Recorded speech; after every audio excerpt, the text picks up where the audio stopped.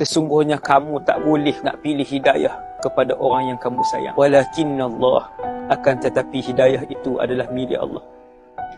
Akan tetapi Allah yahdi man yasha, Allah boleh pilih kepada siapa untuk Allah bagi hidayah.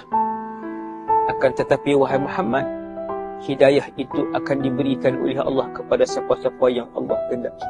Bukan yang kamu kehendaki, bukan yang Jibril kehendaki, bukan yang mufti mana pilih, bukan yang ketua hakim syar'i mana pilih, bukan yang agung mana pilih, bukan presiden mana yang pilih, bukan Perdana Menteri negara mana yang pilih.